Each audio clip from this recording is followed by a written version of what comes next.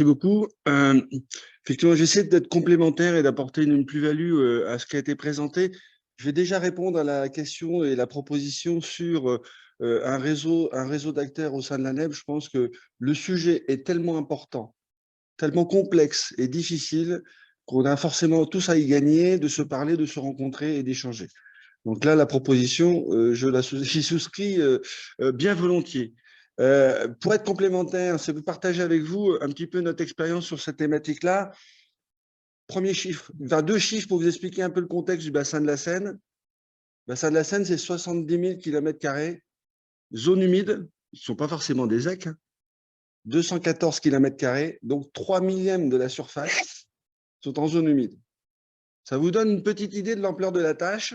Et quand en 2014, on rentre dans le dispositif du papy francilien, on a ce sujet-là, on le met, mais on ne sait pas trop ce qu'on va en faire et ce à quoi on peut s'attendre. Pour cela, on s'appuie sur différents documents. L'ACMI travaille beaucoup sur le sujet, notamment sur la prise en compte du risque inondation, prise en compte de l'agriculture dans le risque inondation.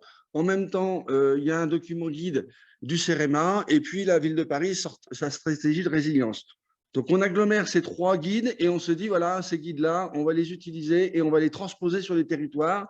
Et on se retrouve très rapidement confronté à un problème, c'est de se dire, est-ce qu'on part dans l'idée de produire une étude et ensuite on communique, ou dès le début, on installe une démarche ascendante, on choisit des territoires pilotes, on va les voir, on leur demande ce qu'ils veulent faire. Donc, je ne vous cache pas qu'à l'époque, on a beaucoup perturbé nos interlocuteurs, où on n'est pas arrivé avec des solutions. On leur a dit, le message qu'on leur a donné, c'est de dire, on vient vous voir, on va vous écouter, vous connaissez votre territoire, vous savez ce qu'il faut faire, ben vous allez nous donner vos solutions. Et on va voir si effectivement on va vous guider, on va vous encadrer pour concrétiser vos intentions. La tâche est immense. La tâche est immense. Alors, je sais pas, il faut faire comme ça. Alors, on a été mandaté par l'Agence de l'eau Seine-Normandie et ça rejoint la démarche que vous menez dans les autres structures. C'est de dire, voilà, on a besoin d'identifier les zones d'expansion des crues, les caractériser et les hiérarchiser. Et nous, on s'est vite rendu compte qu'il fallait, dans la hiérarchisation, faire la différence entre les ZEC à préserver, à restaurer et les ZEC à aménager. Sur les ZEC à préserver, je renvoie aux deux chiffres que je vous ai donnés. Moi, le message que je donne à mon président et à tous ceux qui veulent bien entendre, sur le bassin de la Seine, il y a le feu, il y a l'urgence. Il faut stopper l'hémorragie le plus vite possible. Alors même que mes interlocuteurs me parlent de béton, de zones de surinondation, etc.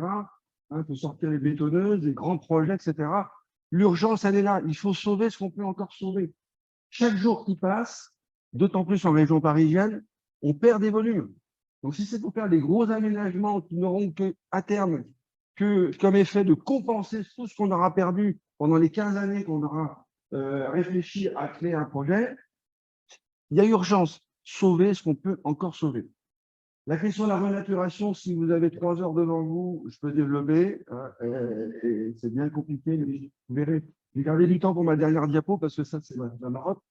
Les zones aménagées, on était confrontés pendant pratiquement une année à essayer de caractériser nos éléments de langage sur ce qu'on parle de ZEC. C'est quoi une ZEC? Je n'ouvre pas le débat parce qu'on est parti pour 3 jours. Je vous donne notre conclusion. Nous, on a changé le terme. Maintenant, on appelle ça des champs d'inondation contrôlés.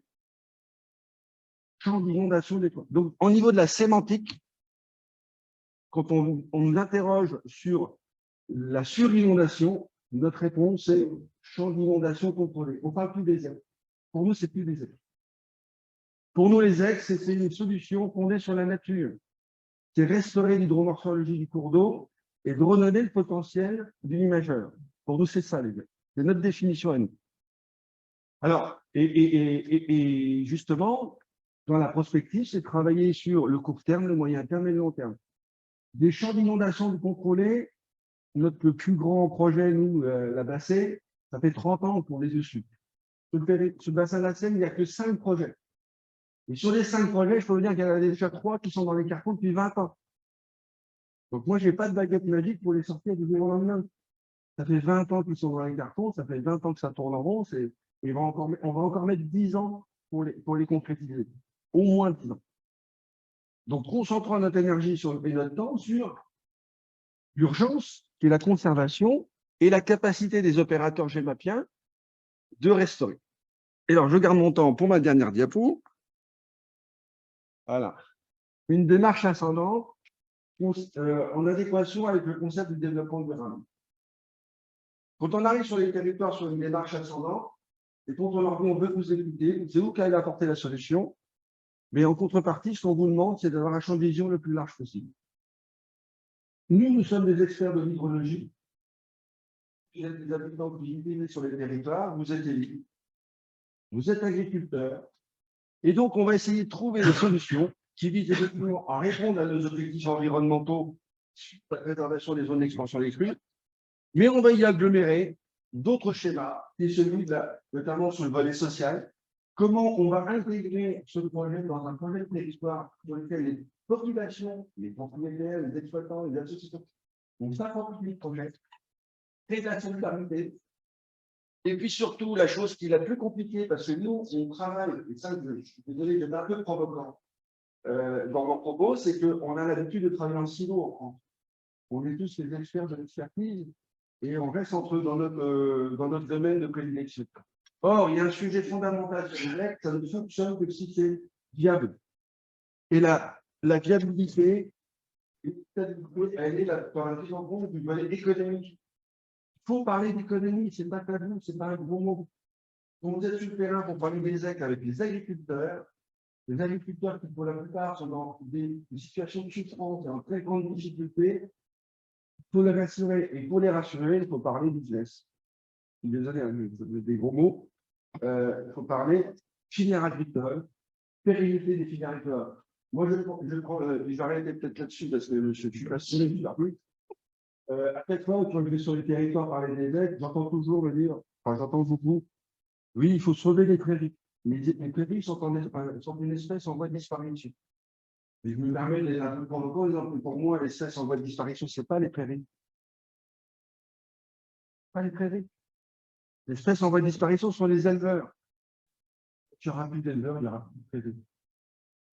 Vous savez que dans les transmissions d'exploitation, le nouveau exploitant a le droit de retourner à la prairie. Donc, chaque éleveur qui part à la retraite et qui transmet son exploitation, c'est une fenêtre de tir exceptionnelle pour le nouvel exploitant de retourner à la prairie. Il a les autorisations, tout est prévu, hein, il n'y a aucun problème. Donc, il faut sauver les éleveurs si on veut garder les prix. Donc, il faut parler business, il faut pas parler économie. Donc, on met tout ça autour de la table. On apporte toute notre expertise hydraulique. On agglomère les chambres d'agriculture. On agglomère les filières agricoles, le maïs, le blé, les cultures irriguées, enfin, peu importe, tous ceux qui sont là. Et puis, on essaie de faire de l'expérimentation, et notamment une expérimentation sur la sylphie. Mais on a bien d'autres idées sur les particuliers. Donc, ce schéma-là, je tiens énormément parce que pour moi, c'est pour nous une des clés de réussite. Et je ne demande qu'à les partager. Et je pense qu'on réussira dans la pérennité de nos intentions que si on prend en considération une vision très large du sujet, avec bien évidemment notre point fort, nous, qui est l'hydrologie. C'est notre boulot. Mais pas que. Ça ne marche pas si on ne parle que de ça. Merci pour votre attention.